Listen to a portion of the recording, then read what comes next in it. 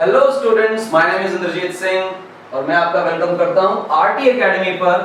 अगर सब्सक्राइब नहीं किया तो कर लो यार, शानदार प्लेटफॉर्म है। पूरे साल पीसीएम भी पढ़ेंगे, physics chemistry math bio, class 12 की, सीबीएसई की।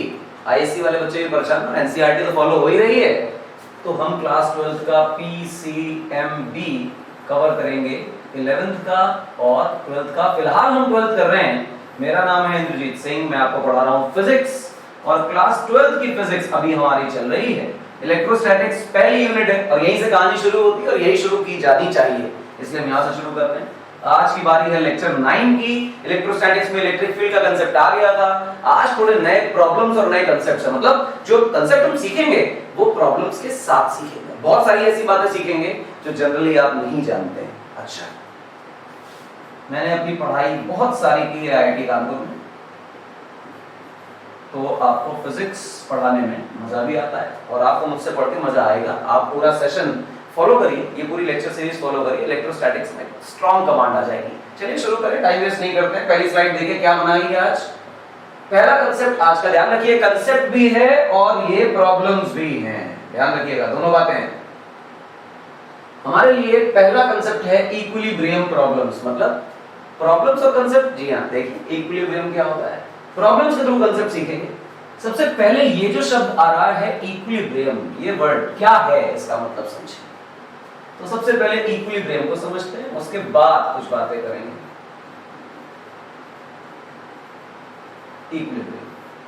इक्विलिब्रियम का मतलब होता है व्हेन अ पार्टिकल का मतलब ऑब्जेक्ट है जिसको हम ऑब्जर्व कर रहे हैं। और ध्यान रखिएगा क्योंकि कहानी क्लासिकल इलेक्ट्रोमैग्नेटिज्म की चल रही है, तो बहुत छोटे पार्टिकल की चर्चा नहीं, चार्ज पार्टिकल मैक्रोस्कोपिक होना चाहिए, उसका डिस्कशन हो रहा है। When a particle do not change या डज नॉट चेंज, एक ही बात कर रहे हैं, इट्स स्टेट ऑफ रेस्ट और motion, then the particle is said to be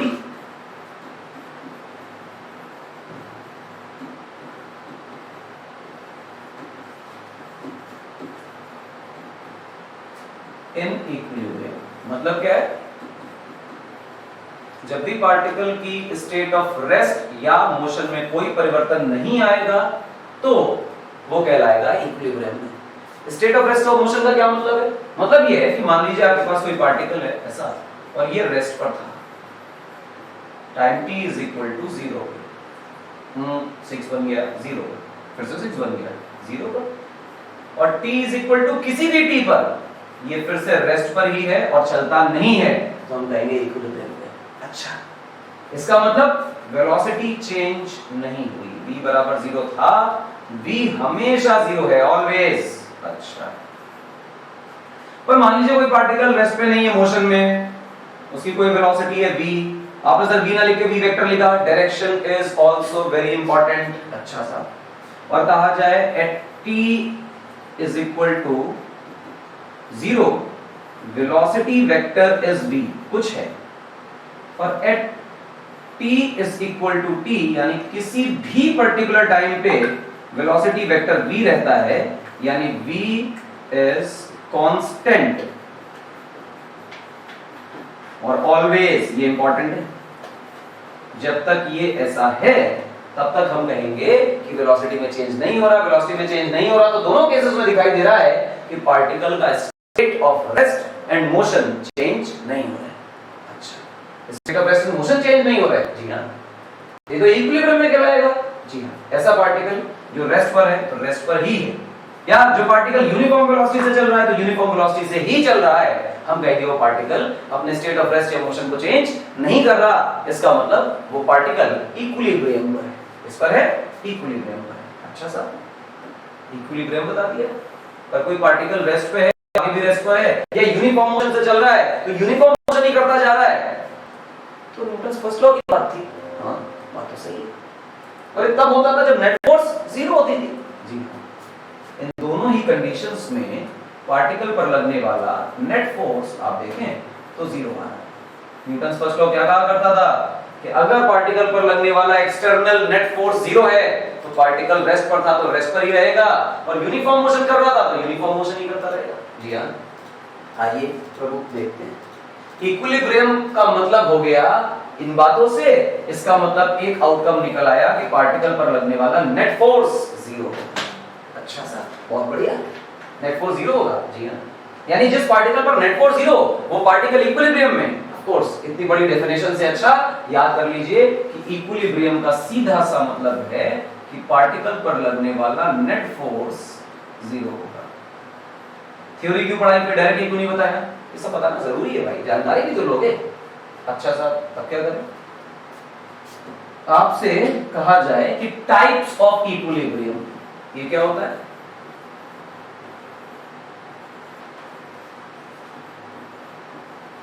कितने टाइप का इक्विलिब्रियम होता है?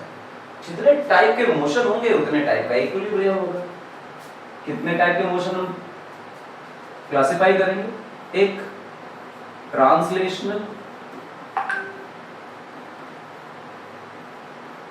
और एक रोटेशनल।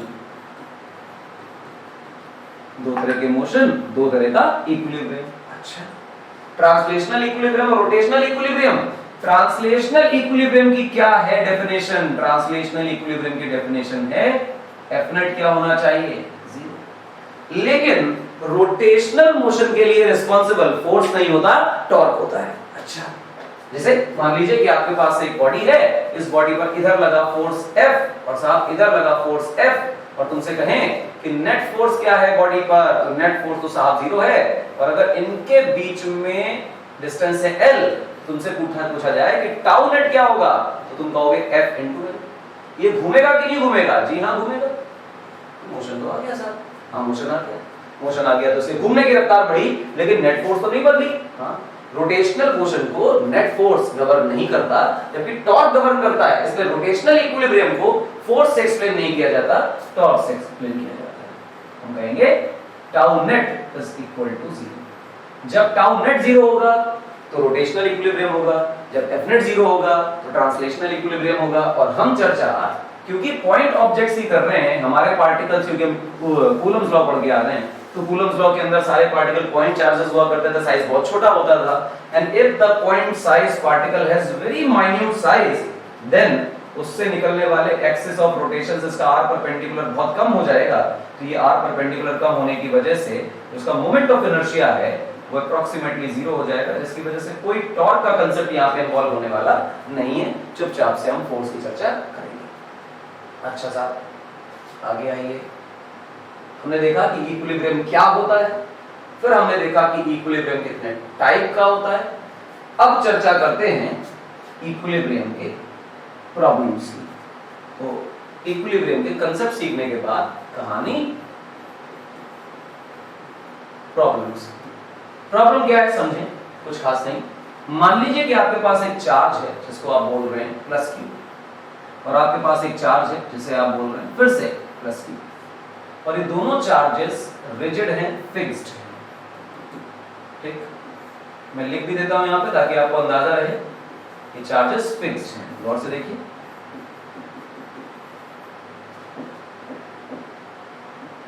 इन दोनों को आपस में जोड़ रखा है। जोड़ा क्या है? जोड़ा नहीं है बेसिकली, ऐसा मान लीजिए कि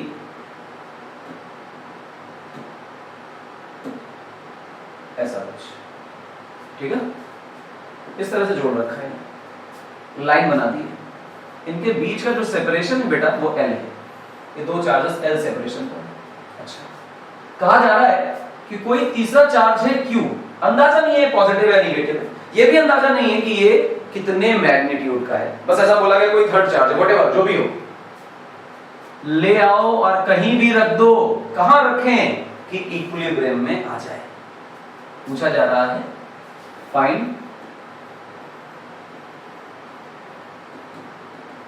location where third charge that is set to be Q, इसका मैग्नीट्यूड अंदाजा नहीं है, इज इन इक्विलिब्रियम। किस जगह पर तीसरा चार्ज इक्विलिब्रियम में आ जाएगा, इसके बारे में जानकारी इकट्ठा करनी है। ठीक है, कर लेते हैं। चलिए आइए देखिए। तो हमने कहा चलो थर्ड चार्ज को यहां रखो, यहां रख देते हैं, और लेट अस से ये पॉजिटिव ही लिया। तो जब आप पॉजिटिव लेंगे तो इसको मिलाती हुई एक लाइन से इधर फोर्स लगेगी और इसको मिलाती हुई एक लाइन से सर इधर फोर्स लगेगी।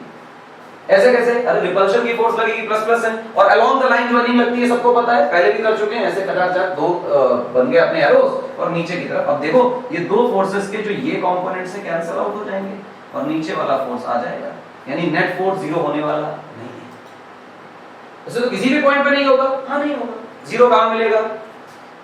फोर्सेस लगती हैं अलोंग द लाइन ज्वाइनिंग, क्योंकि सेंट्रल फोर्स होती है, और दोनों फोर्सेस एक दूसरे को कैंसिल आउट करेंगी तब जाकर के नेट फोर्स जीरो होगा। तो दोनों फोर्सेस एक लाइन में होनी चाहिए, और दोनों फोर्स अगर एक लाइन में है तो लॉजिकली तीनों के तीनों चार्जेस कोलिनियर होंगे। अच्छा, तो कांसेप्ट क्या है? कांसेप्ट ये है कि equilibrium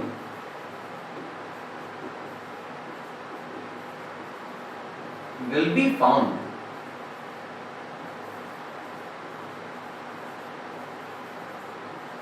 along the line joining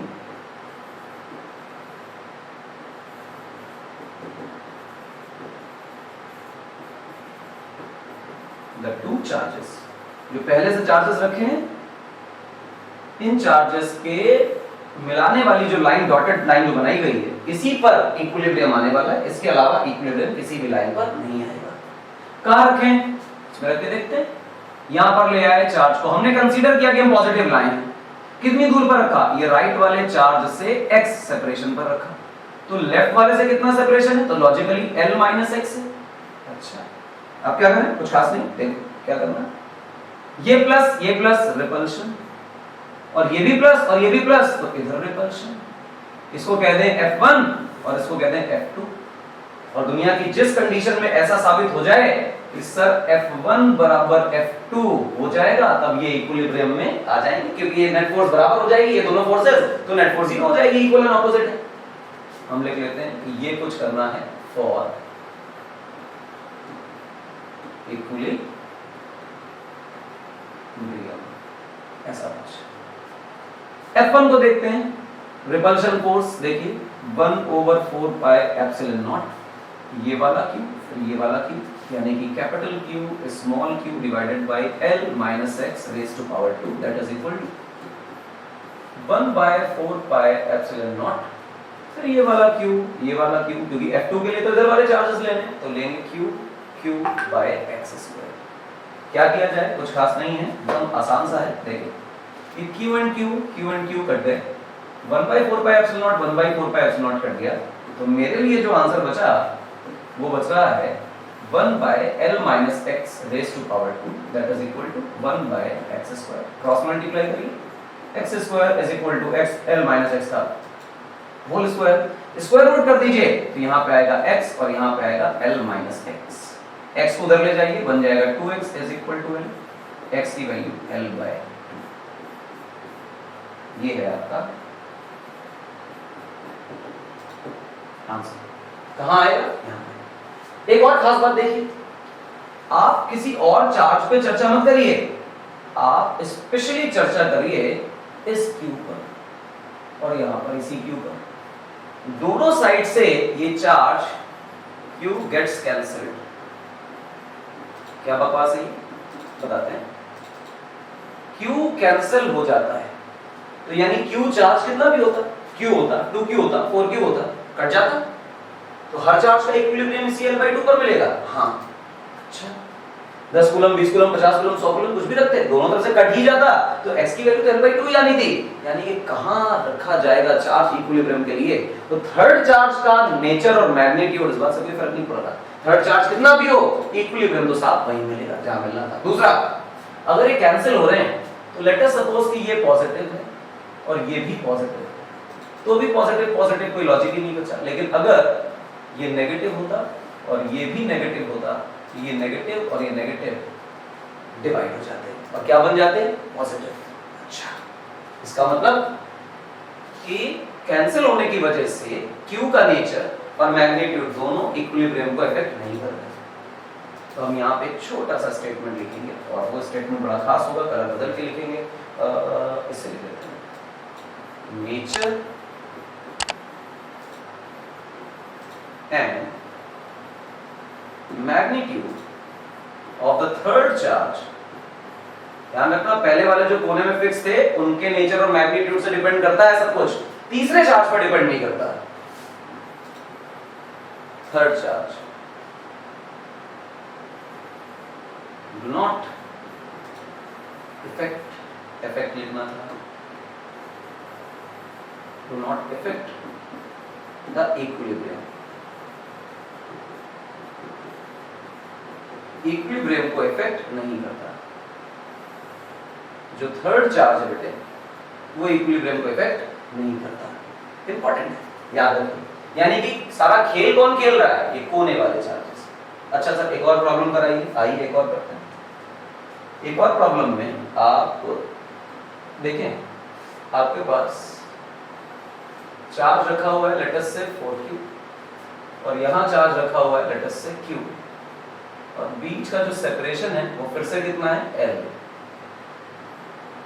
और पूछा जा रहा है ये कोने वाले फिक्स हैं, ध्यान रखें, और ये कोने वाला भी फिक्स है। ऐसा नहीं कि एक ऊपर से फिक्स है एक नीचे से फिक्स है, ऐसा कोई ड्रामा नहीं, बस ऐसा मानो कि फिक्स है। कहां रखे चार्ज? नया वाला जो इक्विलिब्रियम में आ जाए, कितना रखे? कितने से कोई फर्क नहीं पड़ता, और कैसे नेचर का रखे कोई फर्क नहीं पड़ता। थर्ड चार्ज कैसा मिला हो, इक्विलिब्रियम तो एक ही जगह पे मिलेगा जहां मिलना है, क्योंकि इक्विलिब्रियम अभी देखा कोने वालों पर डिपेंड करता है। फिर वही बात, कहां मिला? राइट साइड से x सेपरेशन पर। अच्छा, तो लेफ्ट से l माइनस x सेपरेशन पर। बहुत अच्छे। कितना चार्ज लाया? q। कैसा लाया? पॉजिटिव। सर पॉजिटिव ही क्यों? कुछ भी ले आओ कोई फर्क नहीं पड़ता, तो कुछ भी मान के कर लो। इस पॉजिटिव ने इस पॉजिटिव को रिपेल किया, इस पॉजिटिव ने इस पॉजिटिव को रिपेल किया, दोनों फोर्सेस इक्वेट कर देंगे, बात बन जाएगी। अगर हम 4q की फोर्स देखेंगे q पर, तो हम कह रहे होंगे 1/4 पाई एप्सिलॉन नॉट। मैं इस वाले q को जरा एक बार q कर दूं ताकि आपको कोई कंफ्यूजन ना रहे। Plus q 4q into q divided by l minus x raised to power 2 that is equal to 1/4 pi epsilon naught q into q upon x square। Logically ध्यान रखिएगा कि इनकी फोर्स पहले, इस 4q और इस 4q की, इस स्मॉल q और कैपिटल q की फोर्स बाद में, इन दोनों को इक्वेट करना है। अब क्या करें? बस डिवाइड करें और q q q q divide करें। फिर क्या होगा? बनेगा 4x स्क्वायर। ये कैसे लिख दिया? x स्क्वायर को ऊपर भेज दिया, सामने आ रहा होगा l minus x raise to power 2। ये कैसे किया? इसको इधर ऊपर भेज दिया। दोनों तरफ परफेक्ट स्क्वायर दिखाई दे रहे हैं, रूट लगा दीजिए, सामने आंसर आएगा 2x is equal to l minus x. इसको उधर भेजिए तो बन जाएगा 3x is equal to l। x की वैल्यू आएगी बेटा आपकी l/3। l/3 पर आपको इक्विलिब्रियम मिलेगा। अच्छा, बहुत बढ़िया, अच्छा लगा। एक और प्रॉब्लम करेंगे क्या? कर लीजिए, आइए। आसान। देखिए, मान लीजिए कि आपके पास इस बार नेगेटिव चार्ज है, क्योंकि नेगेटिव का काम नहीं किया 9, और देखिए इस बार इधर भी नेगेटिव चार्ज है एंड दैट इज q, और फिर इनके बीच का सेपरेशन जो है वो बोला जा रहा है l, और थर्ड चार्ज को कहां रखें कि बात बन जाए? ये वाला चार्ज भी फिक्स्ड है और ये वाला चार्ज भी फिक्स्ड है। अच्छा, कहां रखें? बीच में आके रखा। कहां बीच में रखा? यहां रख देते हैं। पॉजिटिव रख लेंगे, पॉजिटिव रख लो। कितना रखें? कैपिटल क्यों रख लो? यहां से चार्ज कितनी दूरी पर? x, और यहां से कितनी दूरी पर? l minus x. तो एक ये प्लस वाला जो है ना, राइट साइड वाला, क्योंकि हम प्लस चार्ज लाए तो ये जो माइनस वाला चार्ज है इसे ये अट्रैक्ट कर रहा होगा, और ये माइनस चार्ज इधर अट्रैक्ट कर रहा होगा, और लॉजिकली ये दोनों फोर्स बराबर हो जाएंगी, तो equal and opposite force, net force 0 कर देंगे। अच्छा, आइए देखिए, खेलें। थोड़ा बहुत तो खेलना ही पड़ेगा, भी आएगा। ये वाली फोर्स लिखते हैं 1/4 pi epsilon not 9q into capital Q divided by L minus x raised to power 2 that is equal to 1/4 pi epsilon naught small q capital Q divided by x square। Equate कर दिया गया 1/4 pi epsilon naught 1/4 pi epsilon naught q q q q cut गया, तो 9 divided by L minus x raised to power 2 that is equal to 1/x square। Cross multiply कर दीजिए, बनेगा 9x square is equal to l minus x raise to power 2। Square root कर दीजिए तो बनेगा 3x is equal to l minus x. तो ये बन गया 4x is equal to l। तो हमारे लिए जो आंसर आया वो आया x is equal to L/4। I don't think इसमें और डेटा देकर सवाल बदलकर बहुत सवाल कराने की जरूरत है, बड़ा आसान है। ठीक है, ये बेटा आपका इक्विलिब्रियम, ये इक्विलिब्रियम की प्रॉब्लम्स। आसान ही है, डरने की जरूरत नहीं। अब यहां से एक नया कंसेप्ट चालू होता है, वो क्या है गौर से देखिए। नया कंसेप्ट ये है कि मान लीजिए आपके पास एक चार्ज है पॉजिटिव और ये है 4q, और एक चार्ज है नेगेटिव और ये है q, और इनके बीच का सेपरेशन L है। और अब आप ढूंढिए कि इक्विलिब्रियम कहां मिलेगा।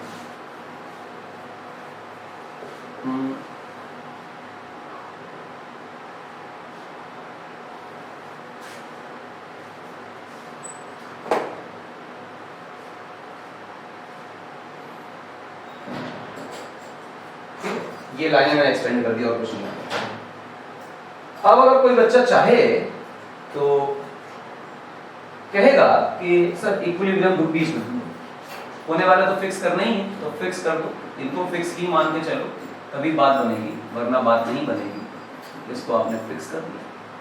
अब आपने यहां पर चार्ज रखा प्लस, गलती से रख के देखा, तो लॉजिकली ये प्लस इसको रिपेल करेगा, इस तरफ करेगा, मानते हो? और ये माइनस इसको अट्रैक्ट करेगा अपनी तरफ। दोनों फोर्स एक तरफ हो गई, ये तो कैंसिल ही नहीं हो रही। हाँ नहीं होगी, बीच में नहीं मिलेगा इक्विलिब्रियम, तो मिल ही नहीं रहा। हाँ नहीं मिलेगा। पीछे कैसे मिल रहा था? पीछे गौर करो, दोनों चार्ज पॉजिटिव, दोनों नेगेटिव। इससे पहले गौर करो, दोनों चार्ज पॉजिटिव। अभी तक का केस ये था कि दोनों चार्जेस सेम नेचर के हुआ करते थे। और अभी जो आपको कराया, जो अभी की प्रॉब्लम है, इसको देखो तो एक पॉजिटिव एक नेगेटिव ऑपोजिट नेचर के चार्जेस हैं। तो कुछ कंसेप्ट याद रखना है कि जब भी कभी पॉजिटिव नेचर का चार्ज दोनों तरफ पॉजिटिव हो या दोनों तरफ नेगेटिव हो, मतलब सेम नेचर के चार्जेस हो, तो दिमाग में बात रखनी कि इक्विलिब्रियम दोनों चार्जेस के बीच में मिलेगा। पर जब दोनों ऑपोजिट नेचर के चार्जेस हो तो इक्विलिब्रियम बीच में नहीं मिलेगा। अच्छा सा कहां मिलेगा? ध्यान रखिए, मैं इस पर डिस्कशन नहीं करने वाला हूं, बहुत ज्यादा ज्ञान दे करके एक्सप्लेन कर करके नहीं बताने वाला हूं। बस आपको याद रखना है क्या कि हमेशा मिलेगा छोटे वाले की तरफ। छोटा कौन है? Minus Q. अब कुछ बच्चे इसमें भ्रम पाल लेते हैं कि what is minus Q, minus की वजह से छोटा है कि मैग्नीट्यूड की वजह से छोटा है? मैग्नीट्यूड की वजह से छोटा है, माइनस की वजह से नहीं। माइनस तो नेचर है, जीरो से छोटा थोड़ी होता है चार्ज। तो छोटा मतलब छोटा, नॉट माइनस। ओके, बाहर मिलेगा? हाँ बाहर मिलेगा। ऐसा क्यों होता है, उसका लॉजिक समझना कि मान लो कि ये सेपरेशन x है, तो यहां पे तुम लाए प्लस क्यू चार्ज, ये माइनस है, ऑब्वियसली अट्रैक्ट करेगा, वो प्लस है तो ऑब्वियसली रिपेल करेगा। अब तुम अगर फोर्स के फॉर्मूले पर गौर कर लो तो फोर्स का फॉर्मूला होता है सम कांस्टेंट के Q1 Q2 divided by r²। If the charge increases, then force increases, and if the separation increases, then force decreases। कम होता है। ये 4q चार्ज है, बड़ा चार्ज है q से, तो ये ज्यादा फोर्स लगाएगा इस पे, पर इसकी दूरी ज्यादा हो गई तो लॉजिकली फोर्स को दूरी रिड्यूस कर देगी, और ऐसा कंपेंसेट किया जा सकता है कि नेट फोर्स जीरो हो जाए। ये कहानी राइट लेफ्ट में नहीं आ सकती, बड़े वाले की तरफ नहीं आ सकती। आप देखिए इसका चार्ज भी ज्यादा है, उसकी दूरी भी कम है, तो नेट फोर्स जीरो नहीं हो सकती, इसलिए छोटे वाले की तरफ। अच्छा सा बढ़िया, और बताइए, और सुनते रहिए, बताते रहे। अब आप इस माइनस क्यू से देखें तो x सेपरेशन, और गलती से अगर आप 4q से डिस्टेंस नापेंगे तो शायद l प्लस x ये सेपरेशन मिलेगी। अच्छा सा क्या करें? कुछ करें नहीं, बस देखते रहें। ये वाली फोर्स लिखें, फिर ये वाली फोर्स लिखें। अट्रैक्शन का फोर्स जब लिखेंगे तो हम लिखेंगे 1/4 पाई एप्सिलॉन नॉट छोटा q बड़ा Q divided by x² that is equal to 1/4 pi epsilon naught, that is 4q repulsion वाला फोर्स एंड कैपिटल Q जिस पर फोर्स लग रही है टेस्ट चार्ज, और बीच का सेपरेशन आज की तारीख में हो गया है L प्लस x का होल स्क्वायर, तो Q कट जाएंगे, 1/4 pi epsilon naught 1/4 pi epsilon naught cut जाएगा, तो आपके लिए आएगा L plus x raise to power 2, इसका क्रॉस मल्टीप्लाई कराया is equal to 4x square, square root लगा दीजिए तो आएगा L plus x that is equal to 2x। अब x को इधर भेज दें तो L is equal to 2x minus x, तो मेरे पास जो आंसर आया वो आया L is equal to x, यानी कि x is equal to L। इतनी दूरी पर इक्विलिब्रियम मिलेगा। Logically clear? अच्छा, ट्रिक क्या है? ट्रिक ये है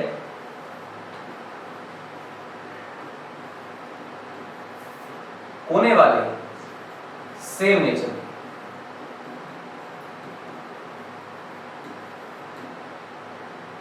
तो इक्विलिब्रियम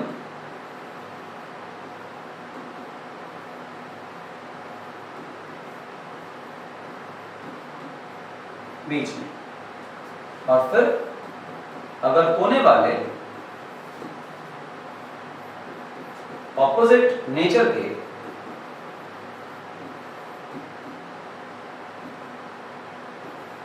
तो इक्विलिब्रियम मिलेगा बाहर, और बाहर भी कहां, स्पेशली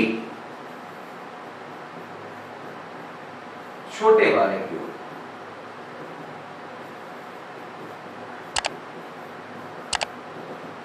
ये दो बातें हैं, अगर याद रह जाएं तो इक्विलिब्रियम का सवाल आपसे नहीं छूटेगा। शानदार प्रॉब्लम्स हैं, आती है पेपर में, ध्यान रखिए। अगले कॉन्सेप्ट पे आते हैं, नेट इलेक्ट्रिक फील्ड जीरो का कॉन्सेप्ट क्या है, गौर से सुनो। ये इक्विलिब्रियम प्रॉब्लम जो है ना, ये इक्विलिब्रियम प्रॉब्लम का ही एक दूसरा वर्जन है, जो इस नाम से पूछा जाता है तो बच्चा कंफ्यूज हो जाता है कि पता नहीं क्या पढ़ाया गया था, क्या पेपर में पूछ लिया गया। बड़ा अच्छा कंसेप्ट है और पूछा खूब जाता है। सुने, आपने पढ़ा कि इक्विलिब्रियम पर हमारा नेट फोर्स क्या हो जाएगा, जीरो। और जैसे ही नेट फोर्स जीरो होगा हम तुरंत सीख देंगे कि बच्चा जो भी चार्ज वाला था वो इक्विलिब्रियम पर था।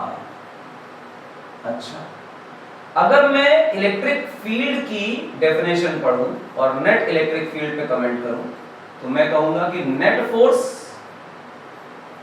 डिवाइडेड बाय जो टेस्ट चार्ज है जिस पर फोर्स लग रही है। अब अगर मैं कहूं कि at equilibrium,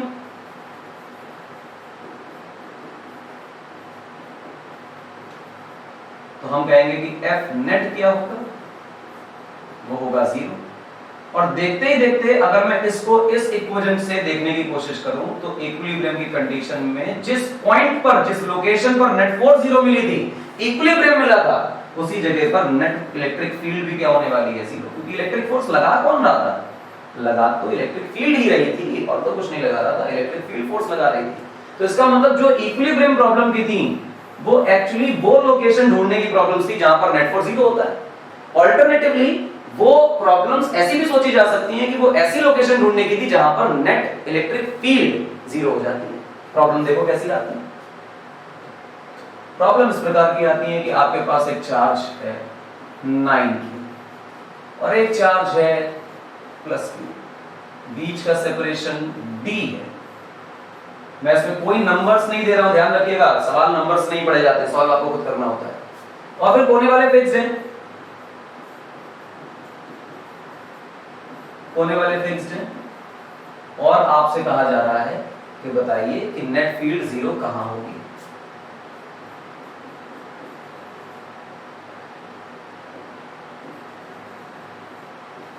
Where is the point of zero net field? Net E field. E field कहां जीरो होगी? E field वहां जीरो होगी जहां फोर्स जीरो होना है, और फोर्स जहां जीरो होना है इक्विलिब्रियम प्रॉब्लम है, और इक्विलिब्रियम की प्रॉब्लम सीख क्या है। तो इसका मतलब यह है कि मान लो कि किसी एक पर्टिकुलर लोकेशन पर नेट फोर्स जीरो होने वाली है, इस जगह पर जीरो होने वाली है। तो हम मान ले कि यहां पे कोई पॉजिटिव चार्ज था, इधर लगा इस पर रिपल्शन और इधर लगा इस पर रिपल्शन। इन दोनों की इलेक्ट्रिक फील्ड्स को अगर ऑपोजिट करके कंबाइन कर दें, मतलब जोड़ दें साइन के साथ, तो नेट जीरो हो जाएगा। तो एक फील्ड देखिए और दूसरे को देखिए। अगर ये दूरी है तुम्हारे लिए x, तो ये है d - x। तो E1 बराबर E2 करना पड़ेगा, और जब E1 बराबर E2 करेंगे, इसको बोल देते हैं E1, इसको कहेंगे E2, तो हमारा ये जो कंसेप्ट है वो यहाँ रिड्यूस होगा कि 1/4 पाई एप्सिलॉन नॉट, फिर आया 9q divided by L - x raise to power 2 is equal to 1/4 pi epsilon naught q by x square. Again q cancel, ये पूरा का पूरा कैंसिल, तो 9x स्क्वायर की वैल्यू बन गई बेटा L - x raise to power 2। Square root लगा दीजिए, 3x is equal to L - x, x को उधर ले जाइए, 4x is equal to L, तो इससे आंसर आएगा x की value L/4। I don't think इसमें कुछ डिफिकल्ट है, और आपको ऐसी भी फीलिंग आएगी प्योर इक्विलिब्रियम प्रॉब्लम में रिपीट टेलीकास्ट चला दिया तो इस इलेक्ट्रिक फील्ड जीरो के जितने क्वेश्चंस आए उनको वैसे ट्रीट करिए जैसे इक्विलिब्रियम है। दोनों कोने वाले पॉजिटिव चार्ज थे, पॉजिटिव से मतलब नहीं है, सेम से मतलब है, अगर नेगेटिव भी होते तो भी ऐसे सॉल्व हो जाता। दोनों के दोनों सेम नेचर के चार्ज हैं तो इक्विलिब्रियम मिला बीच में, और अगर दोनों ऑपोजिट नेचर के चार्ज होते तो इक्विलिब्रियम मिलता बाहर मगर छोटे वाले की तरफ। वही कंसेप्ट रिपीट कर दीजिए, काम हो गया। अच्छा साहब, बहुत बढ़िया, ये तो अच्छी बात है। हाँ, एक कॉन्सेप्ट मैं आपको यहां पर लिखकर दे रहा हूं पर आज डिस्कस नहीं करूंगा, आपको सिर्फ होमवर्क के तौर पर दे रहा हूं। Nature of equilibrium. Nature of equilibrium क्या है समझे। इक्विलिब्रियम जो है हमारा, हम 3 कैटेगरीज में क्लासिफाई करते हैं। स्टेबल, अनस्टेबल, और यहां पे आएगा न्यूट्रल। इसके अलावा बहुत टाइप होते हैं, बहुत टाइप होते हैं, पर हम लोग सिर्फ ये 3 करने वाले हैं। आपका काम ये है कि क्लास 11th के WPE चैप्टर में आपने ये इक्विलिब्रियम पढ़ा था, आप इसको रिवाइज करिए WPE को और ढूंढिए कि स्टेबल इक्विलिब्रियम किसे कहते हैं। जब आप स्टेबल इक्विलिब्रियम ढूंढ लेंगे तो अगला जो लेक्चर हमारा होगा, लेक्चर नंबर 10, उसमें स्टेबल इक्विलिब्रियम। और स्टेबल इक्विलिब्रियम का क्या एक बड़ी खास बात है कि स्टेबल इक्विलिब्रियम वाला पार्टिकल ऑसिलेट कर सकता है, एसएचएम कर सकता है। यहां से नए सवाल बन जाते हैं, जेईई मेंस के भी बन जाते हैं, नीट के भी बन जाते हैं, बोर्ड के भी बन जाते हैं। इसलिए nature of equilibrium is your homework. इसे आप ढूंढिए 11th की एनसीईआरटी में और 11th की अपनी जो भी रेफरेंस बुक आपने पढ़ी है उसमें WPE में मिलेगा स्टेबल अनस्टेबल न्यूट्रल इक्विलिब्रियम, काम आएगा। चलिए करते हैं। और अगर यहां ना समझ आए तो न्यूटन्स लॉज में भी देख लीजिएगा, वहां भी आएगा। आज के लेक्चर को कंक्लूड करते हैं और ये जो स्टेबल अनस्टेबल न्यूट्रल इक्विलिब्रियम की कहानी है ये हम लोग अगले लेक्चर में करने वाले हैं, और ये ढूंढ के आइएगा। आ गई हमारी आखिरी स्लाइड। आपको हमेशा की तरह थैंक्स फॉर वाचिंग। जितने भी बच्चे हमें देख रहे हैं और से और लोगों को शेयर करिए। पूरा साल भर एक प्रॉपर कोचिंग की तरह आपको हम पढ़ाएंगे। हमें ईयर लॉन्ग कोर्स के लिए फॉलो करिए, ये लेक्चर सीरीज बंद नहीं होगी, पूरा साल आएगी। One of the top faculties of Kanpur आपको मिलेगी, हमारे शहर की सबसे अच्छी फैकल्टीज आपको पढ़ा रही हैं, मोस्ट एक्सपीरियंस्ड और हाईली क्वालिफाइड। मेरा नाम है इंद्रजीत सिंह, मैंने अपनी पढ़ाई बहुत सारी की है, IIT कानपुर से बहुत सारा बिताया है। RT अकेडमी पर हम मिल रहे हैं, नहीं किया है सब्सक्राइब तो प्लीज सब्सक्राइब करो भाई, बटन दबाओ लाल वाला और सब्सक्राइब करो। सब्सक्राइब करोगे तो RT अकेडमी आपके घर तक पहुंच जाएगा और हम आ जाएंगे घर तक पढ़ाने। तो मिलते हैं अगले लेक्चर में, लेक्चर 10 में। आज का जो होमवर्क है उसको कंप्लीट करना, तब तक के लिए